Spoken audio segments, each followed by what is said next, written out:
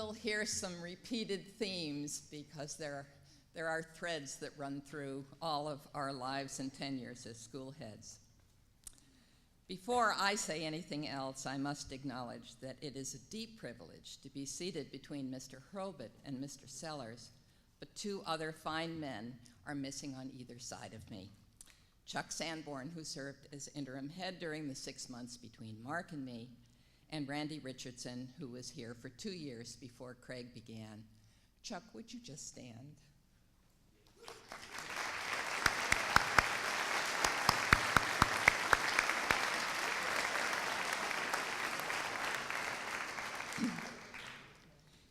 Before I arrived in 1994, I had been in San Francisco for 13 years, where I had headed a brand new kindergarten through 8th grade school.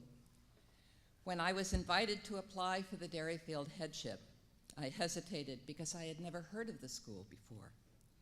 2 introductions to Derryfield changed my mind for good. First, I read this line in the mission statement. I knew I was going to do this. I know. Academic achievement without compassion and concern for others is meaningless. This was clearly not an ordinary school. Second, when I met the members of the search committee in August of 1993, I was immediately drawn to their warmth, their devotion to the school, their natural connection to one another. I was ready to return to New England, and the opportunity to head a secondary school was compelling. Leadership at its best requires giving undivided, simultaneous attention to 2 essential things: tasks and relationships. Derryfield accomplished a lot in those 6 years between 1994 and 2000, and we were blessed with 3 remarkable board chairs and their fellow trustees: Bill Glahn, Carol Brensinger, and Catherine Newick. With the stars aligned and the expertise of Carl Norwood, a Derryfield trustee, we were able to purchase from the University of Southern New Hampshire an additional 75 acres, adjacent to our then 12 acres. Such bounty allowed us to create more athletic fields and to provide significant room for the school's protection and/or its expansion in the future. In 1994, Derryfield offered grades 7 through 12, but by the 1980s, it was clear that the notion of a 2-year junior high school program for 7th and 8th grades was not the most developmentally appropriate way to educate early teen students. Most of Manchester's public elementary schools at the time ended in 5th grade, and very soon after my arrival, our Board of Trustees made the commitment to add a 6th grade and to build a separate complex to house a 3-year middle school for 6, 7, and 8. We hired a marvelous Manchester architectural firm, LaValle Brensinger, organized a splendid capital campaign team led by Bill Dunlap, who chaired the campaign, Carol Brensinger as board chair, and David McCusker, our director of development. Derryfield had not been known for its ability to raise a lot of money. This is New Hampshire, after all. But our case was undeniable. We were at the time the only independent, non-sectarian, coeducational secondary day school in the state.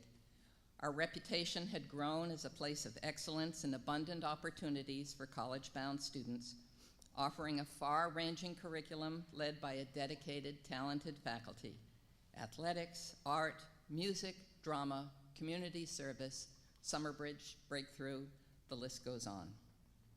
That campaign team, supported by hundreds of Derryfield advocates, raised more than $6 million to make it all happen.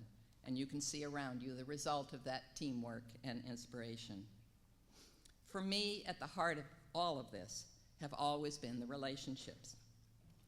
So many of them profoundly important to me still. Hiring and supporting faculty and staff is the most important role of all for a school head. Though many of you students will move on to study with outstanding professors, you may never again be surrounded by teachers who care so much about you as individuals and are so good at what they do every day.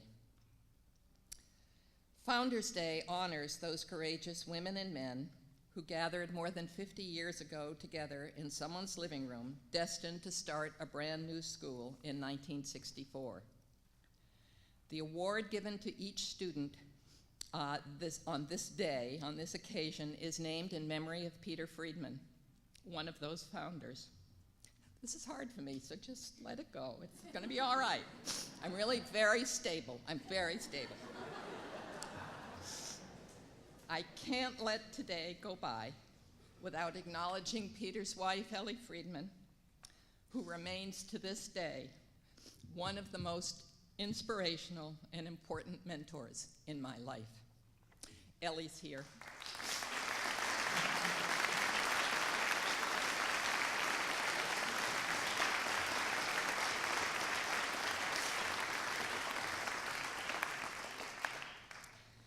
On a lighter note, during those years, Derryfield had an extraordinary boys soccer team, one which ended up pretty regularly in the state finals. I'm going to use some terms, and you soccer coaches and players can correct me later, but we're just going to keep going. In one particular championship game, with the score still tied after a tense overtime, there was a sudden victory penalty shootout, sending adrenaline through everyone on the field and all of us along the sidelines. Gerard Murphy, a Derryfield senior, was defending our goal, and the opposing kickers were positioned in front of him. The shots on goal came fast and furiously, and Gerard deflected every single one. Derryfield was the new state champion. The next day, I caught Gerard in the corridor, and I asked him, how on earth could you have done that? I couldn't even tell the angle that those kicks were coming from. He said very calmly, Mrs. Boettiger, for me, it all slows down so much that it doesn't feel fast at all. It's like slow motion. I feel as if I have all the time in the world to make strong contact with every shot. There's a lesson here for all of us.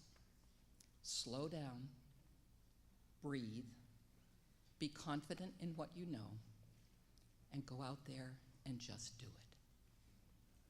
It also reminds me of something I often used to say from this stage in this very room at our assemblies: be where you are when you're there. Thank you.